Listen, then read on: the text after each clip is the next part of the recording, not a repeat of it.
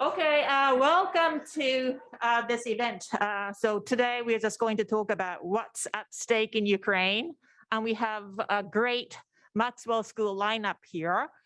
Before I introduce the speakers, let me mention a few things. This event will just go until 5:30 p.m. You might still have a lot of questions and comments, but at 5:30 we have to end the event. Some people are here in person, attending in person. Some students and other people are joining us from Zoom. If you're here in person and if you have a question or a comment, please raise your hand. Someone will come to you with a microphone. So please just wait for the microphone before you start asking your questions or making comments. And those of you who are participating via Zoom, please use the chat box to write down your questions and comments. There are people monitoring the chat box. And if you have a question, Professor Carol Faulkner will be able to ask the panelists your question on your behalf. So now let me start. So to my left, it's Professor Brian Taylor. He is Professor of Political Science in Maxwell School, and he really is our Russia expert. He's been highly on demand lately, and he's written 3 books on Russia, 2 of them on Putin. So today, we will be just starting with Brian Taylor telling us, starting the discussion first, and then we'll just move on to Professor Mike Williams. He's an associate professor of international affairs and director of the international relations program at the Maxwell School of Citizenship and Public Affairs. And he has been a term member of the Council of Foreign Relations and had spent a lot of time in Europe, especially in Germany, serving as a special advisor to the parliamentary state secretary at the German Ministry of Defense as well. And then to the right of Mike Williams, we have Professor Osamah Khalil. He's an associate professor of history and currently the chair of undergraduate international relations program. And he's an expert on American, he's the author of America's Dream Palace, Middle East expertise, and the rise of the national security state. So he will be just bringing in the American perspective to the discussion. And on the screen, we have Professor Catherine Bertini. She's an emeritus professor of practice at the Maxwell School. And she has been the Undersecretary General for Management under Kofi Annan at the United Nations.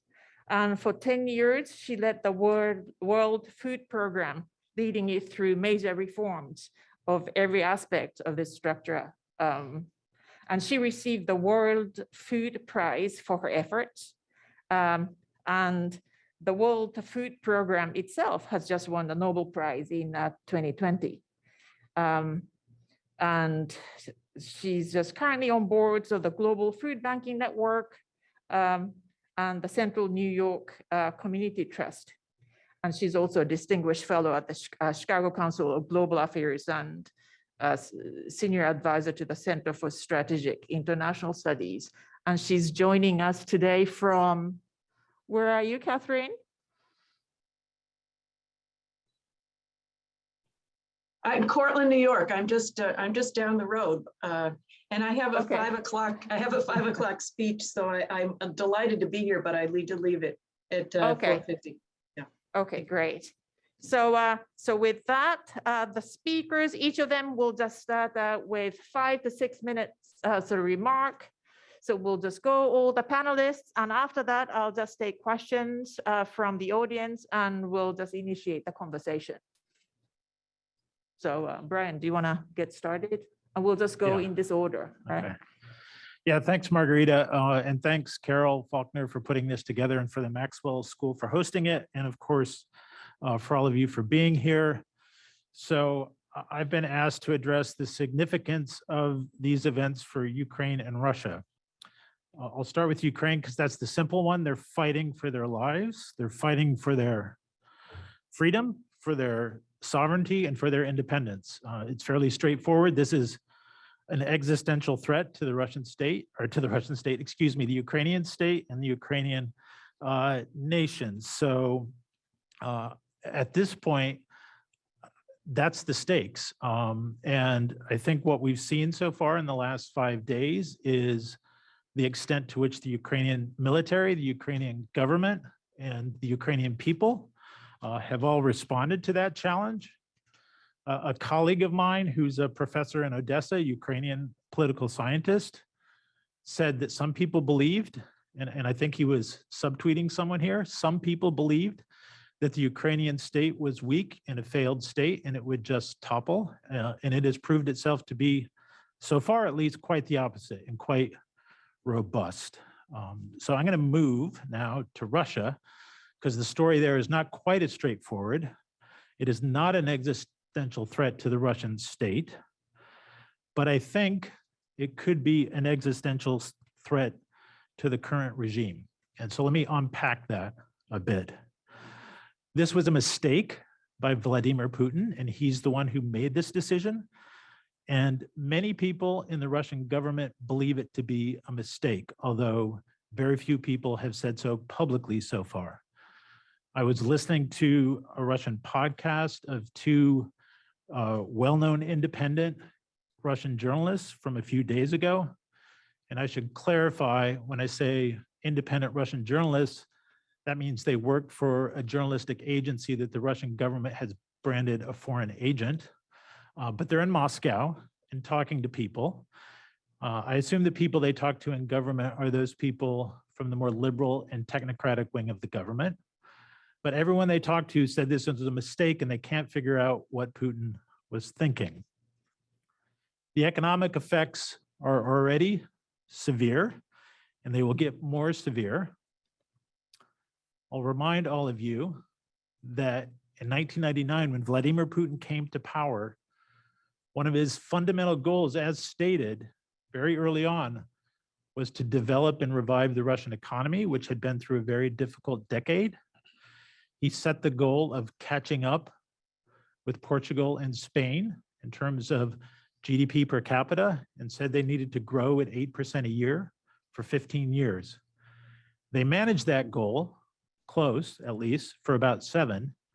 Since then, the Russian economy has been relatively stagnant, and the effects of the sanctions that have been announced in the last 2 or 3 days will be crippling.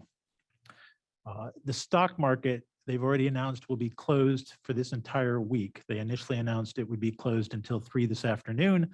Then they said till tomorrow, and now they've said for the entire week. The Central Bank of Russia has had assets frozen overseas. This was money that they had socked away for this sort of eventuality, any international emergency they might face. British Petroleum has pulled out of its relationship with Rosneft, the state gas or the state oil company, and Shell has pulled out of its joint venture with Gazprom, the state gas company. So many people have said that Vladimir Putin is a thief and a kleptocrat, and all he's interested in is power and money. If all he was interested in was power and money, this would be a suicidal decision. So something else is going on.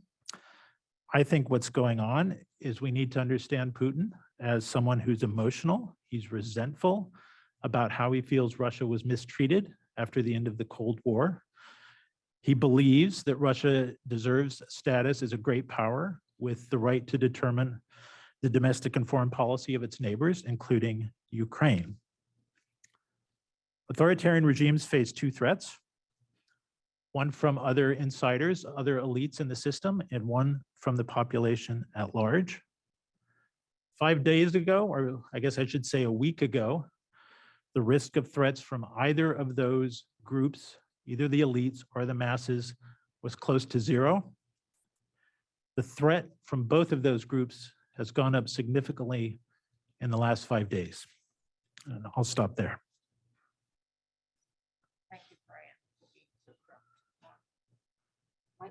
Great, thank you. So I was asked to specifically talk on what's at stake for NATO.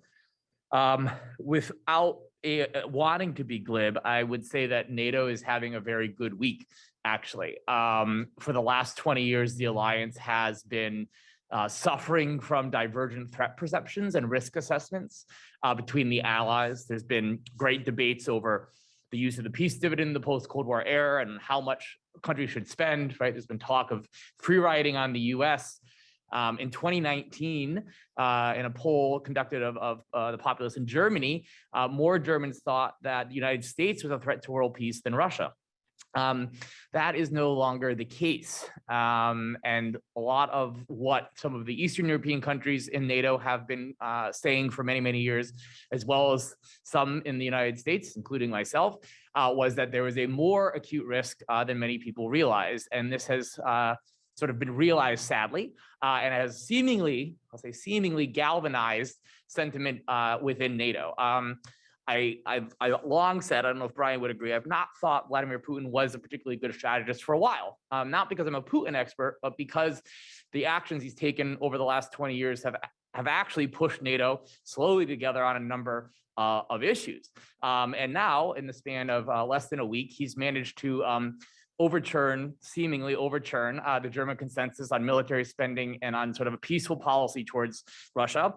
He's managed to have both Sweden and Finland, neutral countries throughout the entire Cold War, send weapons to Ukraine, not to mention the Dutch, which are not necessarily a robust military power and have generally often sided with the Germans on their view of the Russians and the post-Cold War era, and took the downing of the Malaysian airliner over Ukraine in 2014 to get the Dutch a little more on side there. So he's really brought a lot together in that sense. And so it'll be interesting to see how this plays out. I should note with regards to Germany, increasing defense spending is just one aspect of what needs to be done. I won't drastically change things overnight. There also needs to then be a consideration of sort of the culture of the processes and planning, and that's a much bigger ask. And so we'll see how this trickles down. This is also right now seemingly coming from the elite, and it'll be interesting to see how the German population at large reacts. So interestingly, the millennial population has been more interested in German engagement than their parents, who are actually generally more pacifist and reserved, having grown up in the Cold War period and have a more skeptical view of the United States. So what's NATO thinking about beyond this regrettably good week? I think first is border spillover. I think there's a lot of concern that if Ukraine is occupied, at some point or quasi-occupied by Russian forces, that means that there's a direct border between Russia and NATO. And so that increases the likelihood of a border skirmish or incident, which could then escalate into a full-scale or a larger conflict. So that's a worry. The next point would be a deliberate action by the Russians to provoke an Article 5 guarantee. So Article 5 is the part of the Treaty of Washington, which established NATO, says an attack on one is an attack on all, and that the allies would respond. And so there's some worry from military planners that, again, in trying to escalate the conflict as a way of gaining more leverage, which he seemingly lost, as Brian has pointed out, that Putin may deliberately launch an attack against a NATO member to try and divide the alliance, right? So the alliance is, in the meanwhile, trying to keep everything de-escalatory, right? You may have seen some people on Twitter and some people saying we should have regime change, we should have a no-fly zone. That's definitely not flying within NATO, because that would be definitely escalatory. We could say that Putin has taken many escalatory measures, but what NATO is trying to do as an alliance is maintain cohesion and to try and keep things from escalating. Hence, the very, I would say, cool response to this nuclear saber rattling, which you may have also heard about, right? So NATO is very concerned about this getting blown out of proportion. There's also concern about how to support, what sort of actions to take vis-a-vis Ukraine once the borders close. So right now, again, amazingly, countries that have had very sort of more pacifist stances have been sending weapons and assistance, including the Germans are now sending lethal military assistance that's been landing on via airplanes on airfields. That ability is being most likely drastically reduced by the Russians. They've had some hits and misses, but if those airfields close, we're reliant on borders. If the borders close, as a number of planners suspect, then how do you get supplies into the country? And should you put supplies into the country? So again, then we have a discussion about cohesion and how to deal with supporting an insurgency, if that's even a good idea. And so I would underline this all, the goal is to maintain cohesion within the alliance, building on the sentiment that Russia is a threat and how to respond to it. And that will possibly become more difficult depending on the moves that Putin makes, which we can discuss further in the talk. Dan? Can you hear me okay? So I also want to thank Dean Faulkner for organizing this, as well as Margarita for moderating, and Brian and Mike for participating. And thanks all for coming. So I'm here to provide the US perspective. And as the only historian on the panel, I thought I'd give us a step back to look at some historical lessons and examples that we can draw on. So we are roughly 7 months away from the 60th anniversary of the Cuban Missile Crisis. And the current war in Ukraine, the invasion of Ukraine, and the stakes of the United States, in some ways are very similar to what we faced 60 years ago.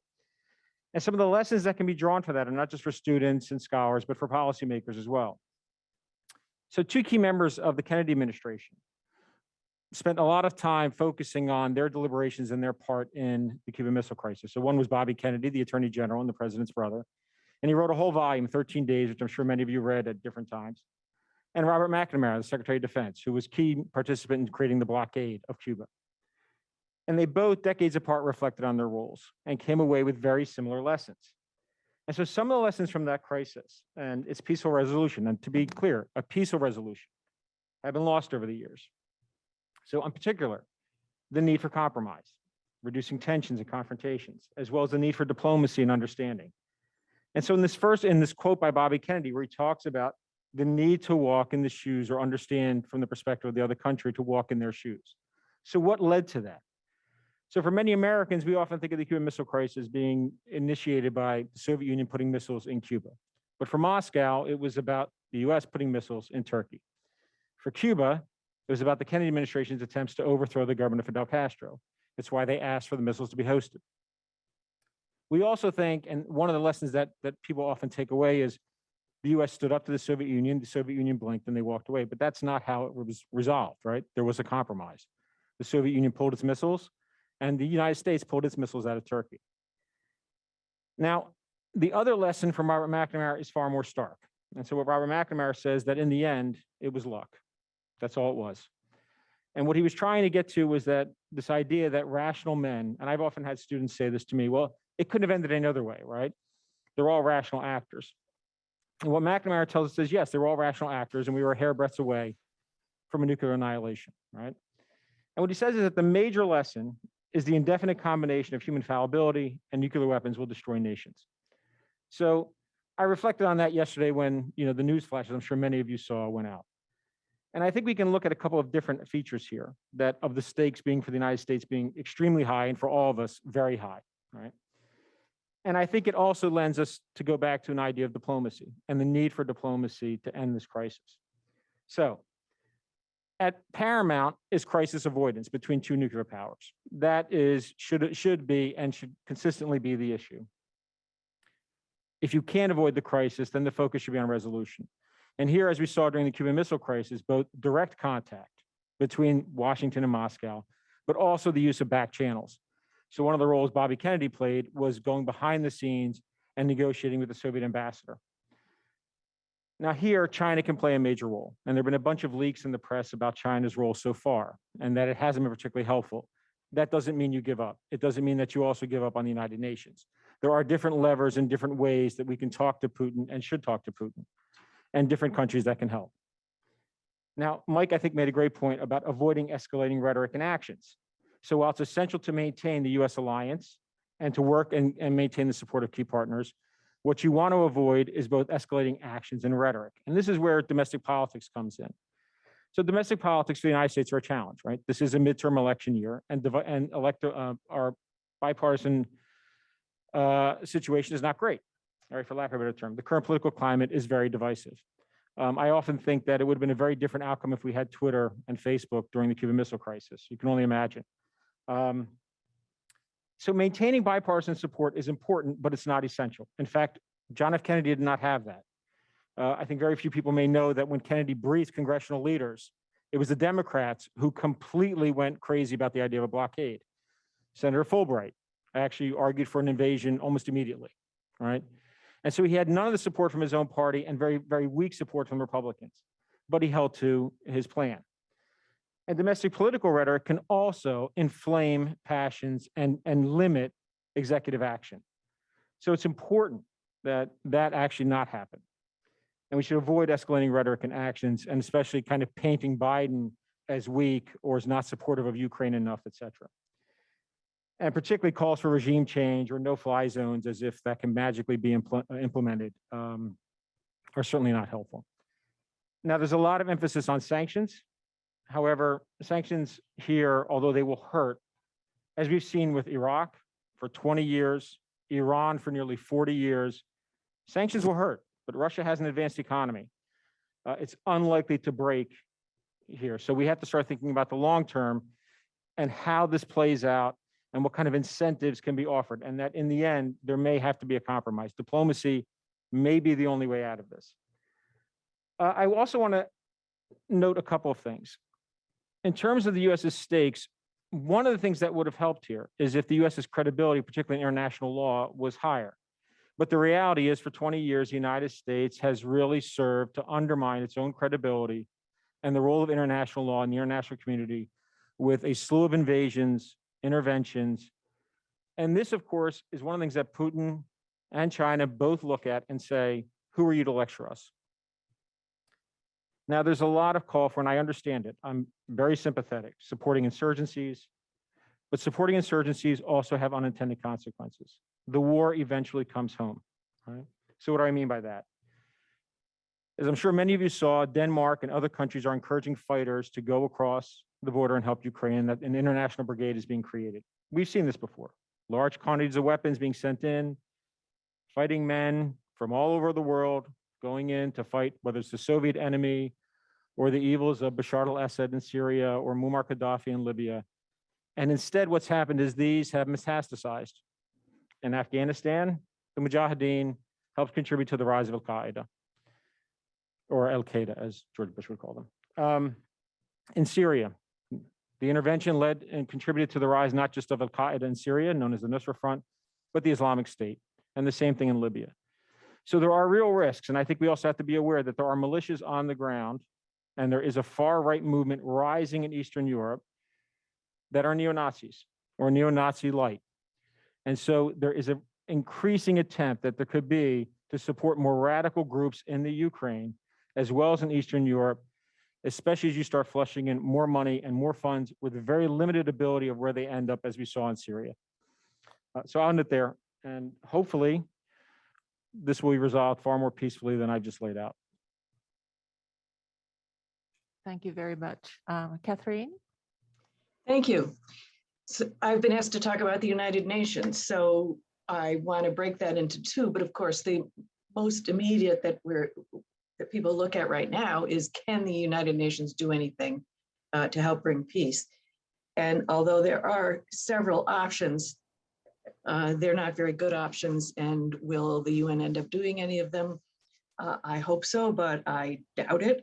In which case, from a peacemaking perspective, I think people will just say, well, what good are they?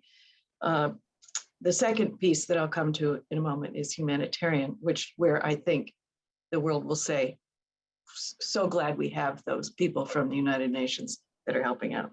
So on the peace front, when we look at the options, we saw just last week that the Security Council met and Russia vetoed the proposed the resolution at the Security Council. We know Russia is one of the 5 permanent members, and the 5 permanent members have veto power. And we also recall historically that when that was being discussed, Roosevelt said, I don't know that this is a good idea. It's not necessarily workable, but Stalin said, no, we've got to have veto power, even in case of war related to one of the 5 members. So it is in here that if in here, meaning the Charter of the United Nations, under what they say is Chapter 7, with respect to threats to the peace, breaches of the peace, and acts of aggression, that is what Russia is doing now. So that is any action by the Security Council where it has to fit. And that is where the permanent five have the ability to veto. If this were not yet a violent action, then a different chapter, chapter 6, would be relevant when actually only a majority vote, the 9 votes, would be needed, and the vetoes wouldn't be able to be used if it's not, if it was Pacific Settlement of Disputes, which is the title of that chapter. That we're beyond that, so they can't use that. They can't use that way around it. So if the Security Council makes a decision or wants to make a decision, it has to deal with Russia. We saw in the last vote that Russia vetoed, but also that China abstained. That's one option for the UN, which obviously is not much of an option. Another potential that some have used in the past is going to a regional approach. Again, not a good option under the circumstances, but there is an opportunity within the charter for the UN to say, let's have an authorized group of governments in the region be able to try to come together to bring peace. The problem in this region is that, you know, the probable organization is the EU, and of course Russia is not part of the EU, and they're also not an official affiliate of the UN. So would that be able to be employed or deployed? Probably not. Then there is the program or the option that was put in place in the 50s dealing with Korea. And at that point, what happened was the General Assembly, actually, not the Security Council, took the action, which ended up calling what we call the war in Korea a police action in Korea. And the General Assembly decided to do that with a vast majority of members supporting it, and over the objections of Russia. But Russia also was sometimes not present in the Security Council. So the General Assembly took this up. Could they take this up again? Yes, but it's a heavy lift, and it would take a lot of very strong pushes from a large numbers of member states in order to do that. Would most countries support such a thing in the General Assembly? I mean, if it actually came in the General Assembly, yes. But then possibly China would use some of its clout and its debts owed to try to get countries not to participate or to oppose. But most countries, if you saw the elegant words of the Kenya permanent representative last week, most countries oppose the invasion of Ukraine. So would that happen? Probably not. Is it a possibility? Maybe a slim possibility. On the humanitarian side, of course, there are a lot more. Yes, somebody says India and UAE abstained. Also, yes, they did. I didn't see Francine the rest of the question. Now, if we look at humanitarian, though, we see a different story. We see UNHCR, the refugee agency, getting very involved because refugees are spilling over into the borders. They're setting up with the help of the EU and many other donors in all of the surrounding countries. WFP, the World Food Program, has already reprogrammed food that was in Turkey to move it to borders for people who are crossing the border to be able to get food packages as they cross the border. UNICEF is very active inside Ukraine and outside Ukraine. Ukraine has just recently asked any agencies that weren't already there, like the inside, like the World Food Program, they've made a formal request, please come. So the World Food Program, along with UNICEF and UNHCR, are setting up systems within the country in order to distribute to some people who will be cut off from food dramatically. The Ukrainian Red Cross, I understand, is a viable organization, and these other UN organizations are working with them on not only cross-border issues, but issues within the country. So I think we'll see, for all the world to see, very strong, robust UN humanitarian operations working to help save lives. Also, a lot of wonderful organizations like Save the Children, NGOs like Save the Children. But we'll see lots of talk and not much action in New York. Thank you. Thank you very much. So as we just collect the the questions from the floor and from the participants in the Zoom. Let me just ask one question, because I really want to just thank all the 4 panelists for giving great insights and just starting the conversation. And I just want to just pick up where Professor Khalil sort of left off, which was that the only way to resolve this is by diplomacy and compromise. But then Professor Taylor was just suggesting that Russia just wants to be recognized another great power. So what's the scope of compromise? What kind of compromise do you think is just feasible, if it is sort of feasible? And also just in the immediate, in terms of sort of Europe, Germany might be awakening to the need of sort of beefing up its military, but short term, it's still reliant on the Russian energy. All these economic sanctions are we are just seeing this just amazing level of sort of global economic sanction against Russia. But it just seems to me that both sort of Putin just was he was expecting a short-term gain on Ukraine, and these economic sanctions too, this enormous economic sanctions. Again, it seems that the US and the allies just have seen that the Russia will have to come to compromise because the level of economic sanctions is just staggering.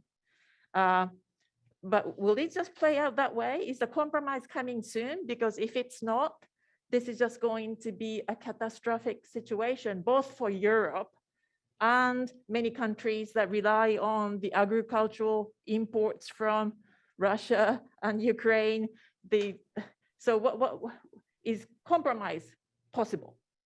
And what would it look like? Professor Taylor? Sure. I'll try to be brief. Many of you probably know that delegations from Ukraine and Russia met today at the Belarusian border for 5 hours of talks. They've pledged to meet again tomorrow. The Russian demands are fairly maximalist. The Ukrainian government should recognize that Crimea is part of Russia, which is legally part of Ukraine. They should recognize the independence of the Donetsk and Luhansk People's Republics, which Russia recognized to start this on Monday, and they should commit to neutrality going forward. I will note just in passing that the Russian delegation was not headed by heavy hitters and not headed by people who have the ear of Vladimir Putin. So I suspect their marching orders are fairly constrained in terms of making any compromises. It's good that they're talking, but I expect nothing to happen anytime soon. Just one other point before passing on to everyone else. I think, and I kind of alluded to this in my opening remarks, but I want to make it crystal clear.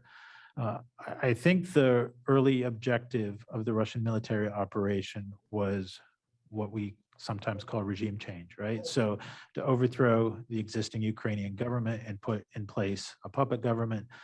They did not organize their military attack in a way that suggested they expected as much resistance as they've received. They would have attacked differently if they understood the amount of resistance they have received. And my big concern now is not that there's compromise on the table, but that Russia will use much more aggressive long-range fires, air attacks, and that sort of thing. And we've already started to see the start of that today in Ukraine's 2 largest cities, Kyiv and Kharkiv. Probably they used cluster munitions, both those cases, right? So that's a definite escalation. To your point about the sanctions, so and I think as also Sam mentioned, the sanctions will greatly damage the Russian economy over time, but not probably prompt anything to happen in the near term. And the sanctions are definitely designed to inflict maximum pain on Russia with the least amount of pain for Europe. And it's quite negligible for the US because we don't actually have a very strong trade or energy relationship with Russia. So the problem there is, of course, that if he decides to Putin decides to weaponize energy exports, then it could make things more painful in Europe. I do believe, though, that what's interesting is that prior to, they continued to use the rhetoric of sort of self-determination and RTP to justify an illegitimate intervention, but they also previously operated within the bounds of a gray area that didn't allow the allies to cohese around a position in opposition to Russia, right?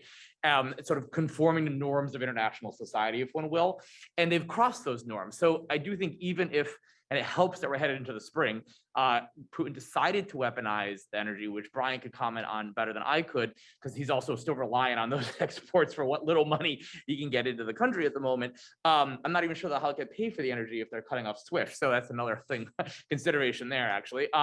But you know, the challenge is, you know, how to, I don't think Europe is going to backpedal from the opposition to Russia. And then the question is for compromise, and Sam can comment on this, is what does that really mean in the end, right? They have maximalist positions, which they're not taking very seriously. And I do believe that NATO is interested, and I think probably the White House, is how to find an off-ramp for Putin, but he also has to be willing to play ball there. And I don't think a compromise, I don't know if Sam meant it this way, like a Yalta type compromise, that's definitely not on the table, right? The idea that what's happened now, that the US and Russia will come together and talk over the heads of the Ukrainians, given what's happening at the moment and the way they're fighting back, is just not palatable, I think, politically in Europe or in the United States. And so the question is, where could Ukraine end up? One thing that a lot of people have been talking about is sort of armed neutrality, right? So before the invasion, there was talks of Finlandization, which would have been a much less armed sort of neutrality. But one possibility could be an Austria 1955, right? Which is neutral, but an armed country, maybe allowing a cession to the EU at some point, but not to NATO. But again, that has to come from the Ukrainians. And I have not seen, and Brian can fill us in, I have not seen any indication that the Ukrainian elite and the president or the people want to give up on their sort of aspirations vis-a-vis NATO. Right, and I think these are all great points. And I think the longer the fighting goes on, the less likely it is. And you're going to see that there's going to be positions will start to harden rather than soften. We are only 4 or 5 days, 6 days into the war, so it's not like we're 6 weeks into the war. So I'm not going to play armchair general as to what may or may not have occurred. What I will say is, you know, there were a number of deliberations related to Ukraine that go back several years, and including guarantees that Russia has sought really since the 1990s about NATO's expansion, that have gone on and on, in which the United States has effectively ignored their pleas. So we've seen an intervention in Georgia in 2008. We've seen intervention in Crimea. And so Putin has really laid out these red lines over and over again, which we've chosen to kind of either ignore or backpedal on. What are the compromises that are available? In the end, you know, it's very difficult to compromise if you're pumping in weapons and money and offering a lot of very vocal political support. That's understandable considering it's an invasion, and to Brian's point, that people are fighting for their lives. At the same time, Washington has to decide, are there national security interests at risk in Ukraine, or are national security at risk in a war with Russia? Where are those lines drawn? And those I think for most Americans, I think are pretty simple, right? And it's difficult, but there's going to have to be a level of compromise in which, whether it's neutralization of Ukraine, a secession of certain regions, or at least a guarantee, a firm guarantee, Ukraine will not join NATO, right? I mean, that's kind of the red line for Putin, which they had demanded. And I think Brian can probably speak to that more. This was demanded in the discussions between the foreign ministers. I don't think it's helpful, by the way, that Blinken, you know, actually canceled his meeting. And so you could say, well, we're not going to go meet under gunfire. Well, then when are you going to meet? I mean, this is, at some point, we actually have to be adults, you know, and that's where I think this becomes far more important about the level of discussion and deliberation than us kind of the political posturing that's going on. Thank you. Professor Bertini, do you want to come on to this point? No. Okay.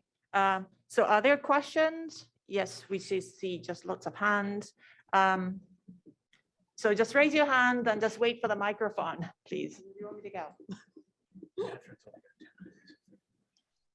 Okay. Yeah, just.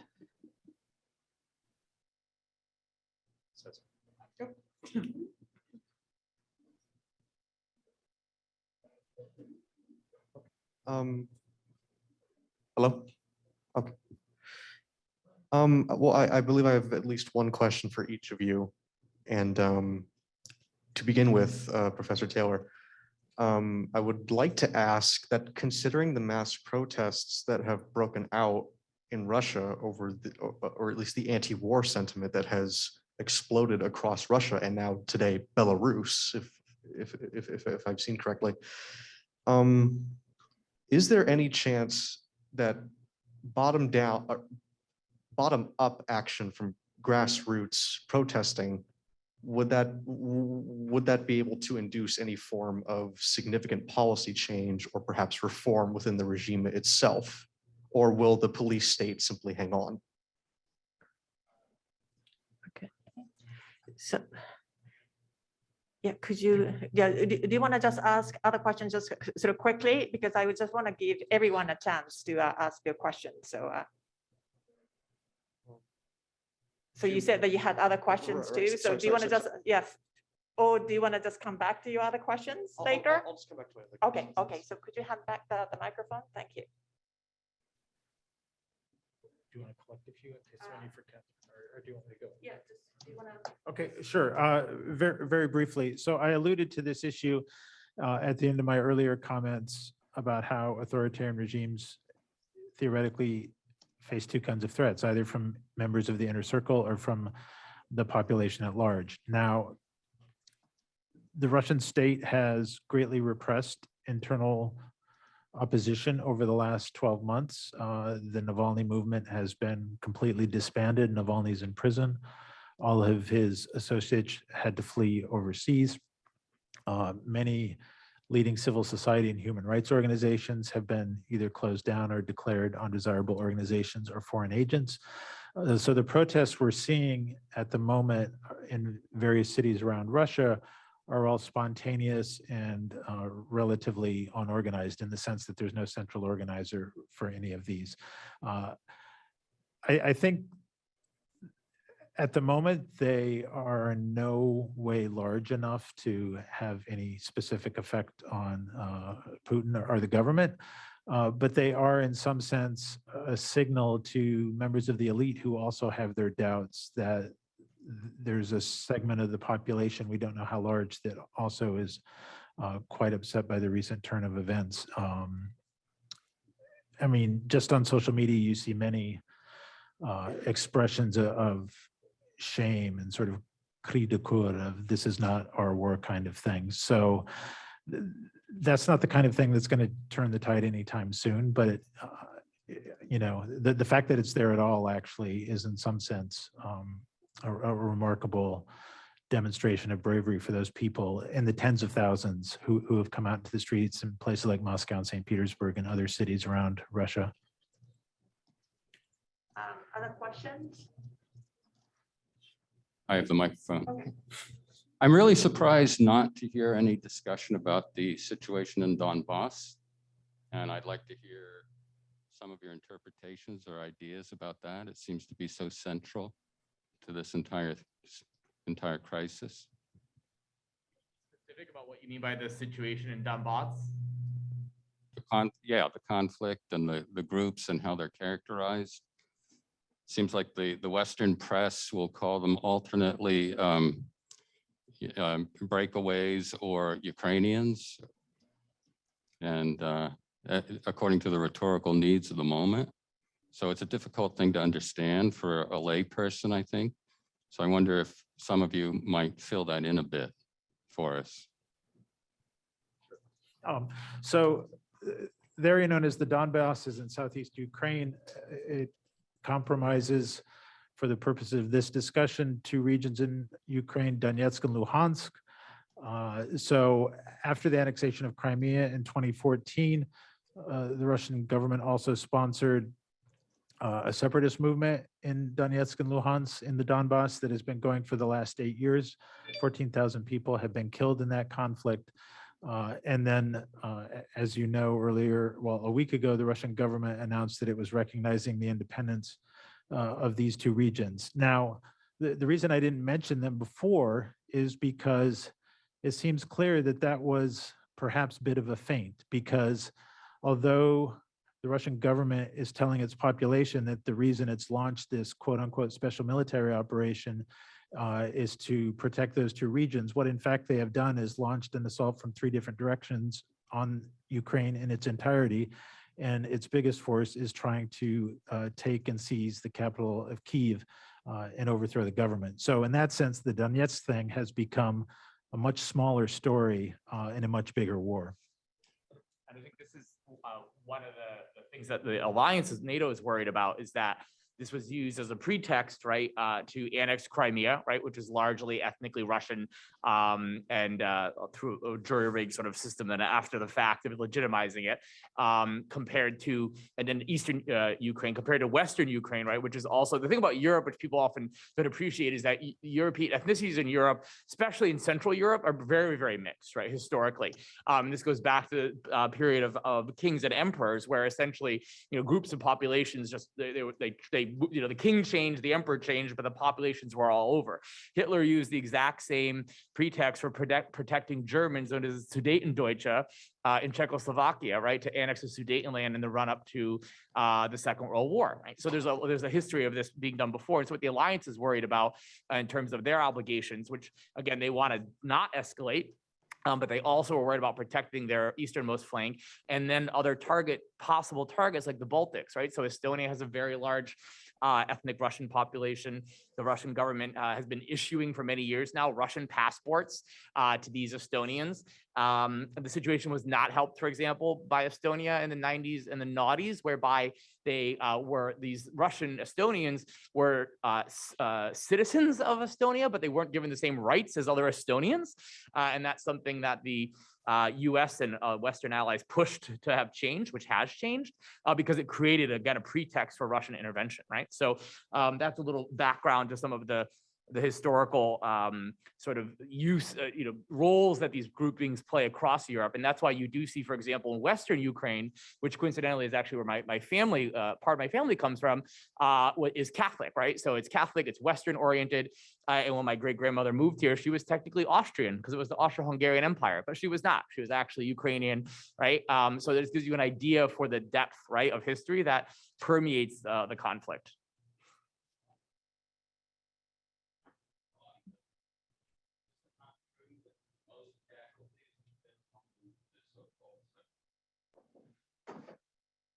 Are you talking about over the last 8 years? Most of the casualties over the last 8 years have been civilians on both sides of the conflict, not actually fighters. Yeah. Could I take another question? Hi. Okay, thanks. Catherine Harold, Associate Professor, and I brought my class here today. And as I did so, I reflected that this is the first time I've canceled class to bring students to an event like this. And maybe that's because I'm at the Maxwell School now and we have this opportunity, but I reflected that this actually, in a way, aligns with some commentary that we've been seeing recently about the global outcry over this conflict and the resources that the West has been sending, the open doors that the West has been providing. And so I would just welcome your reflections on how the world is paying attention to this conflict and what this might mean moving forward. And I might just also reference the CBS commentator who said that, well, this is a civilized country as opposed to Iraq and Afghanistan. So I would just welcome your reflections on what we're seeing and why and what this means moving forward. Thank you. Thank you very much. I could take part of that, and Catherine, maybe Catherine's just said, I mean, I'll throw a couple of things. It wasn't just the CBS reporter. I think one of the things that's really been exposed here is some of the latent Islamophobia, racism, and Orientalism that kind of permeates media coverage of conflicts of the past 2 decades. And I think that's been apparent in how the discussion of who is a refugee, who is not a refugee, who is Ukrainian, who is not. So if you've been following the reports, there are medical students, there are doctors, nurses who are originally from Nigeria, from Tunisia, who are being blocked entry or exit from Ukraine into Poland, et cetera, who are being denied transit because they want to let quote unquote Ukrainians in. And this is all being judged based on skin color, on appearance, et cetera. Ukrainians are being seen as worthy refugees, unlike Syrian refugees who may have been members of whatever, Afghan refugees. So I think there's been a very interesting and very troubling, but revealing split here in terms of how certain conflicts are viewed, how certain invasions are viewed. It's great to hear that, and believe me, no fan of Putin, it's great to hear that there are anti-war protests. I was one of, I don't know, 7 million people who protested the Iraq War back in 2002, giving it away. And I was called a supporter of Saddam, a lover of Saddam, supporter of bin Laden, by key members of the media who are now, when you read descriptions in the press, are hailing the resistance against the invasion, the occupier. So I think what's important is the breaking of international law is bad. The invasion of another country is awful. War is terrible, from someone whose family members have lived through numbers of wars. And that should be equal. We shouldn't just pick who are worthy and who are unworthy victims. Thank you. May I just come back to one thought that maybe is a more crass way of saying what the professor suggested. If you saw Saturday Night Live, when Michael Che on the Weekend Update said, "Boy, I've seen this kind of invasion before, but not a white country." Again, crass, but he's making the point that whole different ballgame. As far as the crossing the border issues are concerned, hopefully when there's essentially more people at the border crossings, more aid workers, more international police types, if NATO or someone like sends those kind of people, that some of that I would hope would be dissipated. Thanks, everybody. Thank you. Yeah, we have more questions from the floor. And Carol. We have lots of questions in the Okay. chat, and I actually want to thank Catherine. She just left, but she's been a champ at answering questions in the chat. So all of this is going on while we're talking in this room. But I did want to bring up some of the questions that have happened in the chat, just two to start us off with, because I do want to give people in the audience a chance. One is, why now? Why did Putin do this now? And the other is, what are some unintended consequences of all of these sanctions?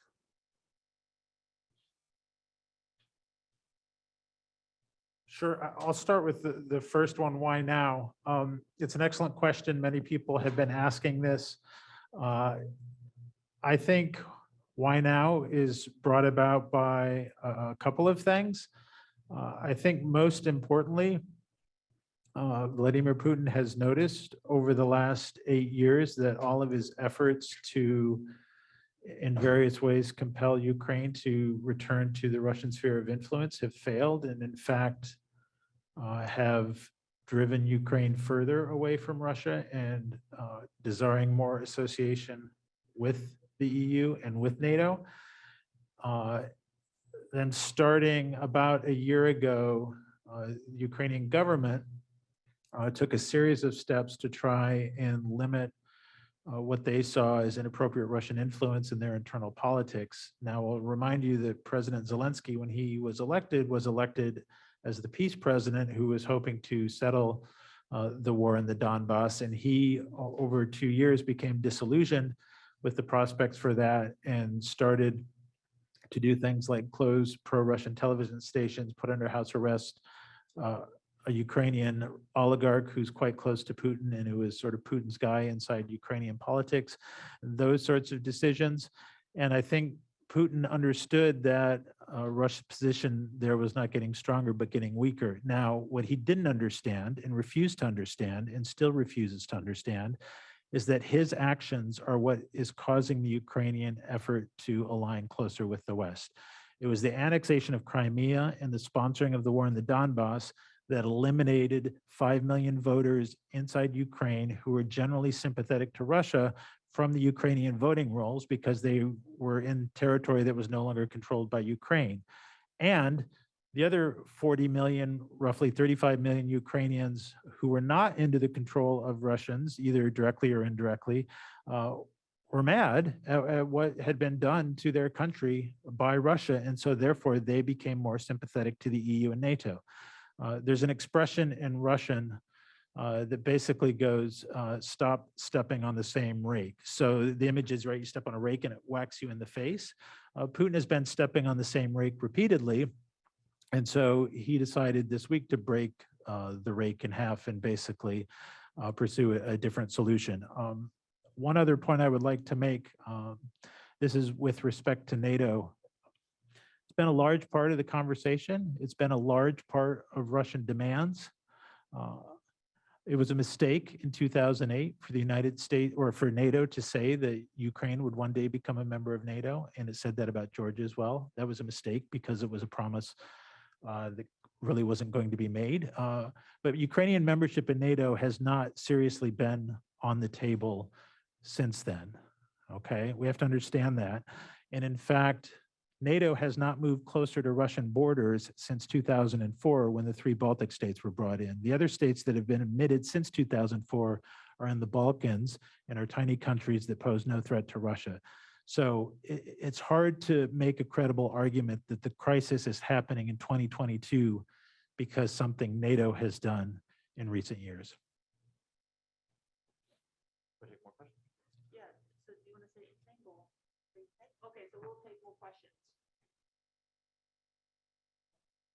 It's not on. Did you turn on the mic? Yeah. Usually Okay. we start talking it Yeah. picks up. Yeah. Thank you so much. I have a good question. Firstly, related to something that that Professor Taylor said. One was that you mentioned that the domestic threats to Putin have gone up in the last week, right? And I was wondering, could you tell us a little bit more about that? I'm guessing that it's slightly distinct to the protests that were mentioned earlier. So I was wondering if you could elaborate a little bit on that, please. Sure. So I think the threat has gone up not only because of, oh, sorry. Collect some more because Sure. there are so many hands. So Yeah, sure. Can we just collect 2 more questions? So Yeah. don't. Is it on? Okay, so I have a question on the EU. You mentioned Germany. I was wondering if you can say anything about France.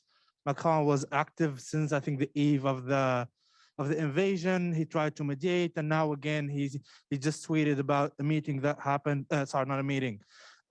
He talked to Zelensky and Putin as well. So do you think that there is a potential for mediation? He also had a recent meeting with Sarkozy, kind of friend bromance with Putin in the days. So do you think there is anything out there, or it's just because he's in a pre-election period?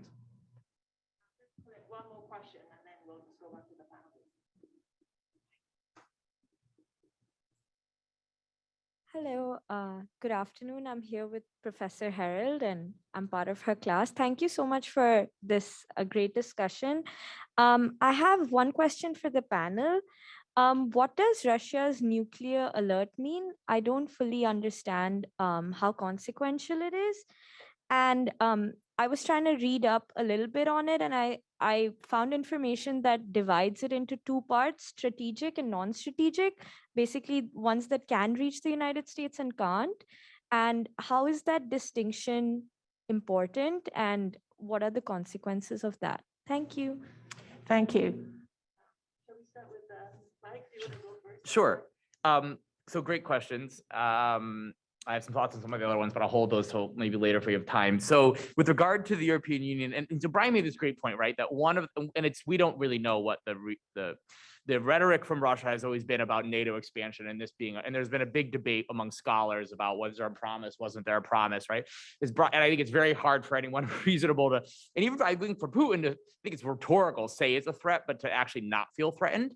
That said, we wouldn't have accepted something similar, right? We didn't historically. So that aside, but I think Putin also gives away in regards to France, what you're saying, what role for the European Union now is that when Macron was trying to mediate earlier and meet with him, and he came away saying, well, we've got something sort of going. And then later on, Putin comes, well, you guys have nothing to offer because his beef is with the United States, right? And I think whether we take it at face value or not, this is about contesting order in Europe, and it's a US-led order that this rhetorically, at least, the Russian government, Putin says that they disagree with, and they want to push back against it. And I think that US-led order, by the way, to maybe this dovetails with what Brian was saying, and it's not just simply expansion of NATO and sort of the military presence of NATO. I do think it's the successful integration and development of all of the former Warsaw Pact countries into more or less, obviously there are some problems, Hungary, Poland, liberal democracies, right? And Ukraine heading in that direction. And I think also if you look at the internal developments in Russia, Russia is going like, I lived in Russia in the late 90s and actually started learning Russian in Crimea and Gruzov. Russia was it was an optimistic time. It was so different. And Russia was potentially going like this, right? And I think what you see happening is from 99, where Russia becomes increasingly non-democratic, right, and illiberal, and you see sort of the former Warsaw Pact countries going more like this. And so I think there's also a relationship between this sort of economic and political development in Europe. And so again, the threat that Putin reacted to in 2014 was not NATO expansion. That was an accession agreement with, not accession, a trade agreement with the European Union, right? Which bolsters the case that what he's really worried about is democratic consolidation and Ukraine being a successful foil against what he's offering in Russia, right? And so I think that's really important to keep in mind in terms of like how, then what kind of compromise, go back to, can you reach without selling out? So the European Union, I think, is playing increasingly it's a supporting role, but it's an important role. And I think that probably the Biden administration hasn't gotten the credit it deserves in terms of, it looks like there's been a lot of quiet diplomacy over the last few months with the Europeans. I myself was skeptical after the German chancellor's meeting with Biden, when Biden said they're going to shut Nord Stream 2, and then the chancellor said we're in lockstep, didn't actually confirm it. But apparently there was a lot more going on behind the scenes. And so I think the Europeans have an important role as trying to provide the off-ramps. Which may then allow compromise and being conduits for discussion, because as Sam said, the U.S. has kind of pulled itself back, and so there's maybe a little less at stake, which we could talk about wider implications. Catherine's question a little later too about what's happening here, what that means for other parts of the world. That's another thing to think about. Sure. So two questions that I want to respond to. The first about the internal situation for Putin, and the second is about the nuclear issue. So on the internal situation, this is a bit of a gut feeling, and I'm supposed to be an analyst and use my brain, but my gut is telling me a lot of the Russian elite was not expecting what we saw. The Russian media did not prepare the ground for a full-out assault on Ukraine. If we look back at the Russian Security Council meeting that took place a week ago, and if any of you saw the images of it, it's a pretty striking thing, right? With Putin up here and then everyone back there and coming and performing their lines in front of the Tsar kind of thing. They were not all on board, and there's even speculation that they weren't sure what the agenda of the meeting was when they were called to it. And some analysts have pointed to the very unusual fact that only one of them had a prepared speech, and the rest of them were speaking impromptu. And everyone was surprised that they, blundered their grammar and stuff like that, because they hadn't come expecting to make a speech arguing for what they were asked to argue for. But several of them, in very subtle ways, seemed to push back and suggest that further negotiation should be pursued. And Putin actually publicly humiliated one of those people who's normally considered a hawk and is the head of their foreign intelligence service. Now, if we look outside of just the hawks on the Security Council and look at the so-called technocrats and liberals in the Russian government, the people who run the economy, basically, finance minister, head of the central bank, those sorts of people, they don't seem happy either. And the head of the central bank, Elvira Nabiullina, one of the few women at the very top of power in Russian politics, has been there over a decade. She normally, when she comes to a press statement, wears a brooch that is sending a signal, because she's like basically the head of the Federal Reserve Board, right?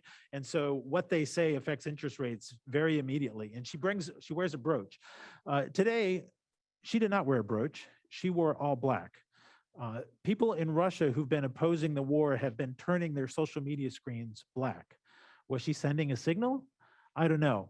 But my gut tells me that a lot of people, including people who made a lot of money in the last 20 years, are seeing that money going down the drain for a war that they think is stupid. Okay? That's why I think the internal threat to him has gone up. In terms of the nuclear alert, I want to put everyone a bit at ease about this. This is not the first time that Putin has reminded the world that Russia is one of the two nuclear superpowers. You may recall 4 years ago in his State of the Nation speech, where they actually showed a video of a Russian nuclear missile hitting Florida, which was funny because the president at the time, of course, lives in Florida. This is not the first time he's called attention to this issue. He called attention to it when they annexed Crimea in 2014. So in some sense, it's not new. The term he used is actually not an official part of Russian nuclear doctrine. So even people who are specialists on this were like, well, what the heck did that mean?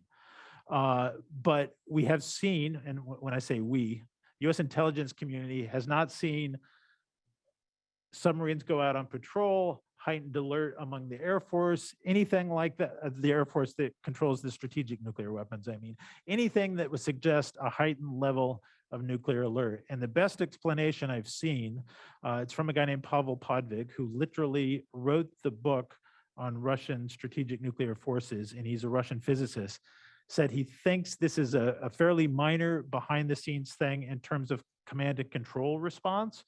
And as far as I can tell, that's all it means so far. And the US has not done a thing in terms of its nuclear forces, which is extremely smart.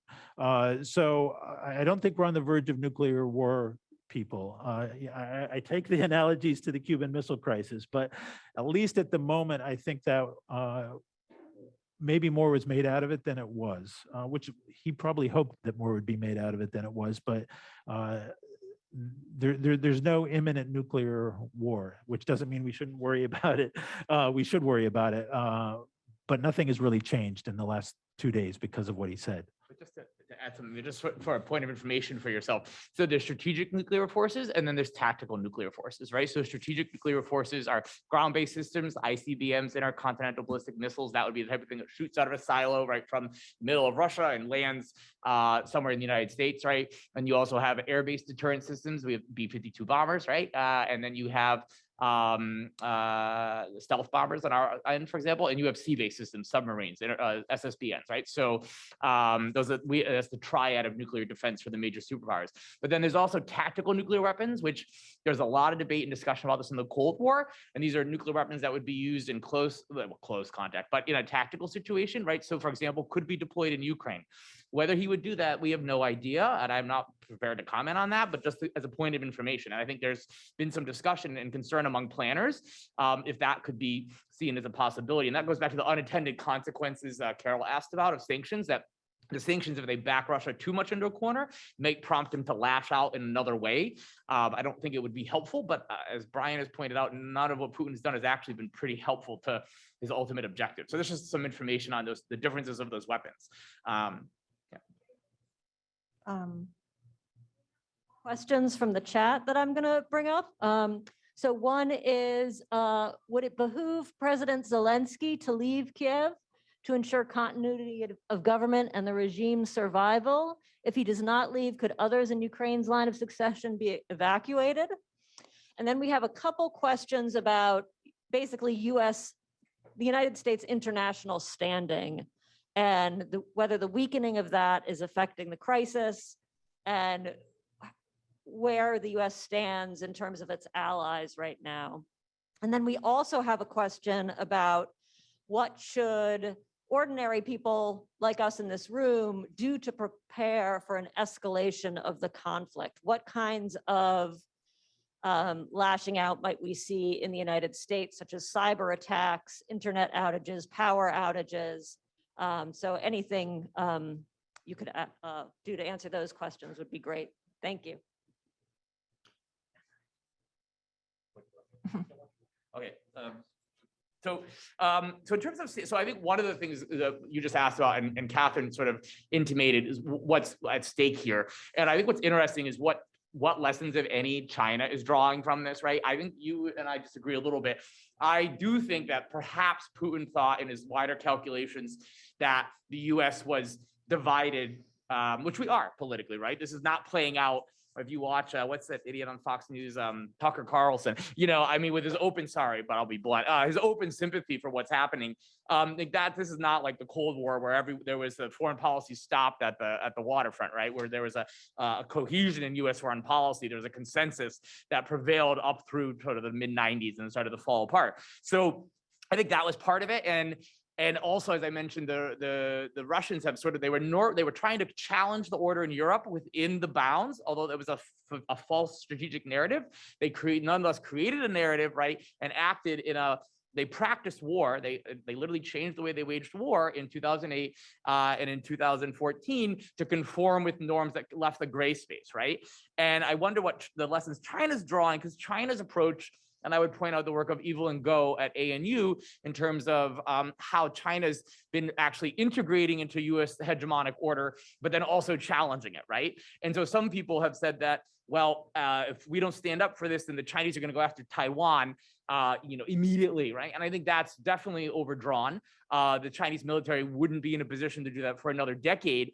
But the Chinese also, they've been sort of helping Putin, but also they're not, I don't think, thrilled about what's been going on.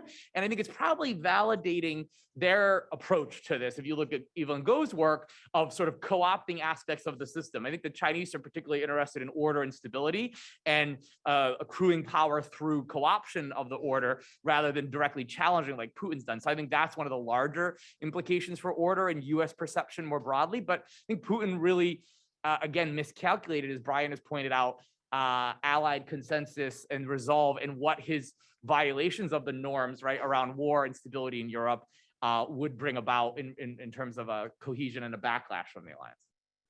Yes, I would agree with that. What I would throw out is, I think we have seen major steps in kind of overcoming some of those hits to U.S. credibility after the invasion of Iraq and the intervention in Libya, et cetera. At the same time, it does not seem like China has come as far closer to the U.S. in terms of condemning this as perhaps Biden had hoped. There are reports that they were using China as a back channel, that has not delivered what they had hoped. At the same time, and this is where I think I disagree with Brian.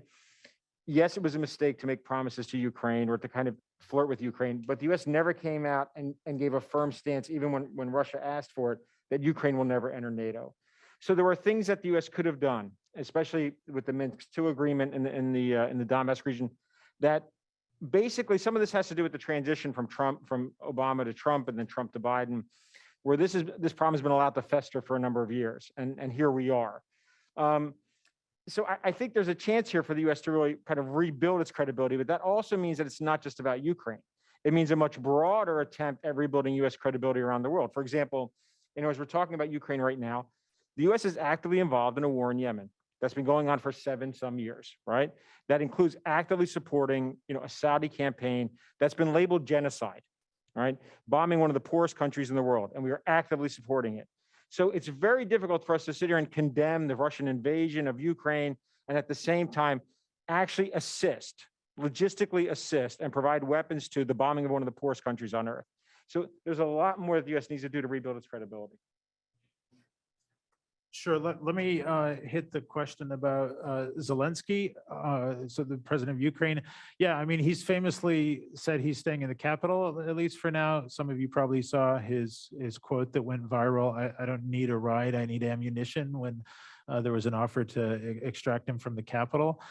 I assume plans have been put in place to get him out of Kiev if necessary. I actually don't know currently where the Ukrainian prime minister is, so it's a semi-presidential system. So the prime minister would be next in charge, I believe, if something were to happen to Zelensky. I assume that they're making plans to move the government, if necessary, to Western Ukraine, but I haven't really seen much reporting on this. In terms of the other question about sort of average Americans and being prepared for way things may escalate, and the issue of cyber attacks was brought up. I think one thing that we'll see this week is what kind of response we have from Russia besides a military response in Ukraine to the package of sanctions that's been announced, which I think is much tougher and much more unanimous than they would have anticipated in terms of who signed on to them. So I wouldn't rule out cyber attacks on major Western banks and things like that, for example. But I don't think you need to take all your money out of the bank. I mean, it's all insured, so you should just sit tight and watch the news. But I don't think there's anything any sort of average American citizen needs to do right now. I mean, we've got the largest country in Europe attacking the second largest country in Europe. That's enough to keep us all, nervous and worried. I just want to add something in response to what Sam had said, and that and Brian, right? That in 2008, this decision was made against the better judgment of many at NATO, right? To say that because you have to have, so the one point we have to have unanimity in NATO is with new membership, right? And the French and the Germans made it very clear Ukraine and Georgia there's no possibility of this happening anywhere in the near term, but the Bush administration pushed for it, right? But we're having this war is ostensibly in part due to this. There's no way, right, prior to right now, that this was going to actually happen. But the problem is, I think, for the United States, and I want to push back against Sam on this, is that the U.S. never said in the last couple of years, they never retracted that statement. I think it's because they can't, right? I mean, again, the U.S. order, they're trying to push for a thick conception of international society where all states are equal, theoretically, right? And have a say. And so this is where an off-ramp and what other supporting actors can maybe play a role. The US can't back down on saying states have a right to self-determination and they have the ability to join NATO if they want to, right? Meanwhile, the Russians don't want to back down by saying, well, this is unacceptable to us. So like, where's the middle way? And again, I don't know if it's viable. As some have mentioned, Ukraine was technically neutral. There was not actually a majority in favor of joining NATO prior to the Russian interventions, right? Which has increased these numbers.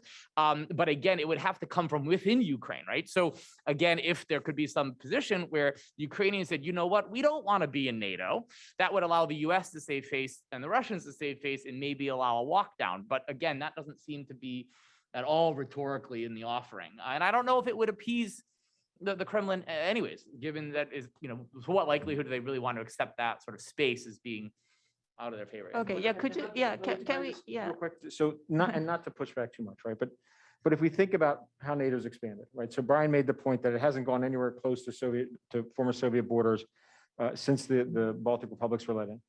At the same time, this has been challenged in the US across the political spectrum. John Lewis Gaddis at Yale to George Kennan before he died, everybody has said, this is a bad idea.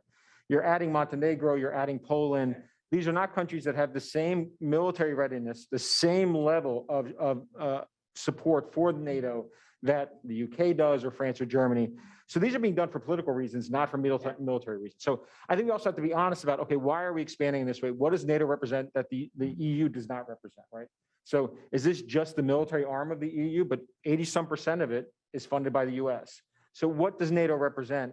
And how did we get here? I think we have to start being honest about it, because for over 2 decades, there have been a number of criticisms across. I mean, this is not, on some left-wing blog posts. We're talking about key scholars in international affairs and international relations have been criticizing this, and yet they've been ignored by successive administrations, whether it was Clinton or Bush, Obama, to here we are, right?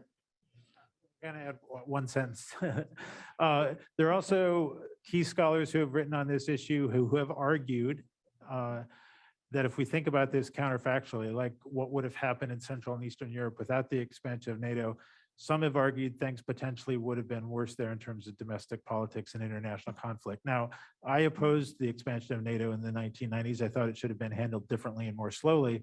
And as I said earlier, I opposed the announcement in 2008 that at some point Ukraine will join NATO. But I think it's a bit overblown given what we're seeing on the ground right now in Russia and Ukraine to say that this was also something the United States and NATO caused. Okay, yeah, can I just ask one, I'll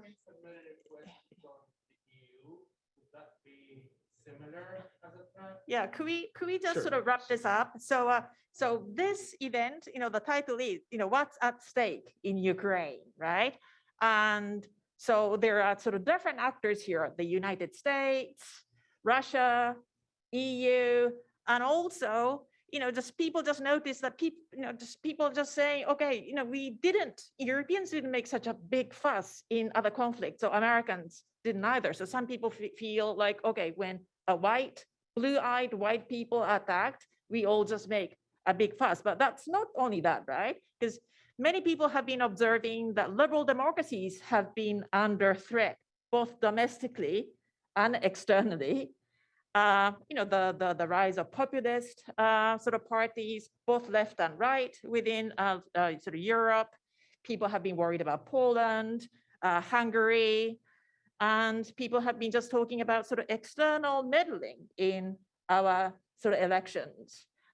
People talk about sort of Russian money flowing into Brexit sort of referendum, or even in this country. People just talk about just Russia initiated misinformation tactics. So is liberal democracy at stake? I mean, what's at stake in this? So if Ukraine doesn't remain independent and democratic, what's at stake? So because Europeans are finally waking up, because they think that, oh wow, this, our way of life will be threatened, right? So could you just say something on, so what's at stake for America? So that could be sort of long-term American hegemony, or American politicians, what do they think are at stake in the upcoming elections? So politicians make very sort of short-term sort of calculations too.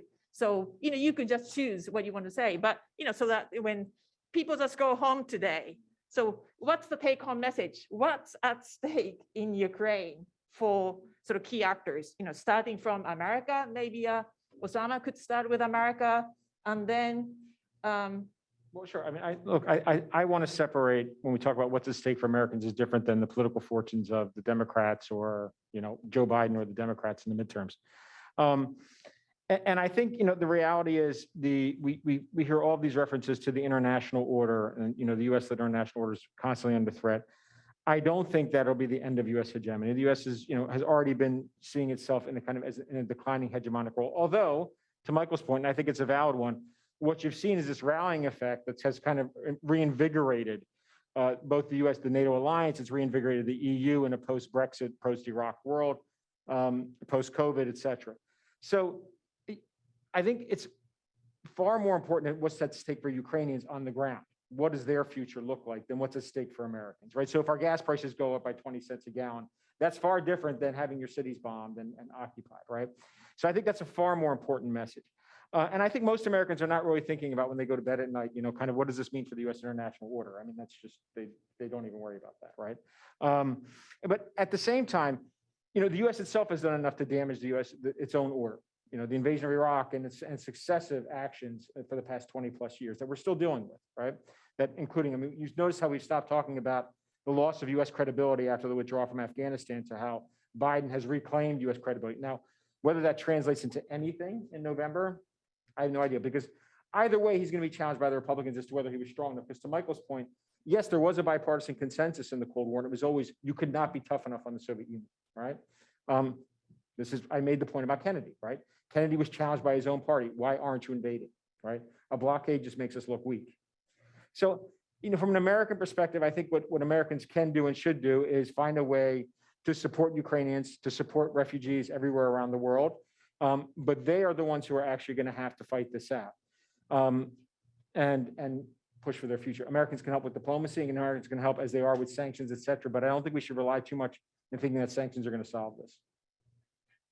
So before I just touch on that, what my point wasn't to rehash the expansion debate. It was to say that the problem would be that for Biden to back down and offer a concession like withdrawing NATO membership, he would be murdered politically, right, by the opposition, and he would look weak. So in this sense, he's actually got a time bomb from the Bush administration or Republican administration that's landed in his lap, right?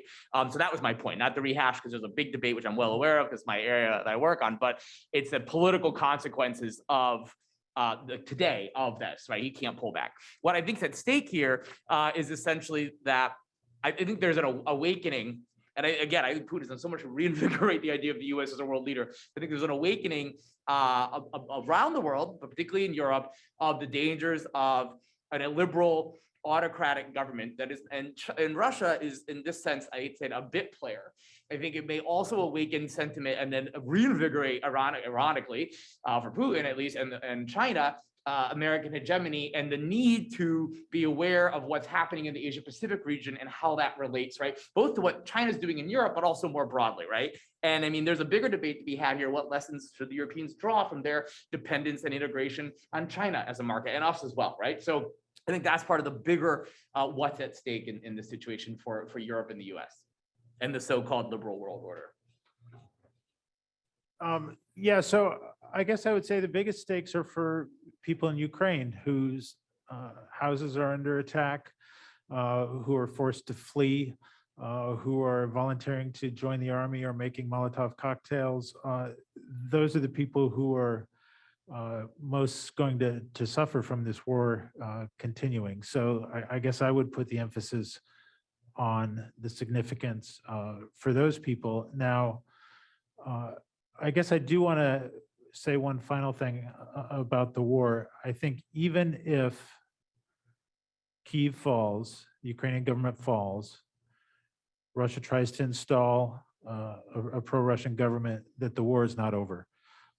There will be an insurgency. I think Osamah talked earlier about some of the risks maybe attendant with that, but regardless of what outside actors think about the possibility of that, the Ukrainian people are preparing for it. It took 7 years after the end of World War II for Joseph Stalin's Soviet Union to assert control over Western Ukraine when it was incorporated into the Soviet Union. Russia today does not have the coercive force that the Soviet Union have. They have not deployed enough forces to the border with Ukraine or into Ukraine to take and hold and secure a country as large and as populated as Ukraine. So I think the most significant stake is the war for the people who live there. And I unfortunately do not expect it to be resolved anytime soon. Okay, yeah, thank you so much. Please join me in thanking the panelists for their great presentation.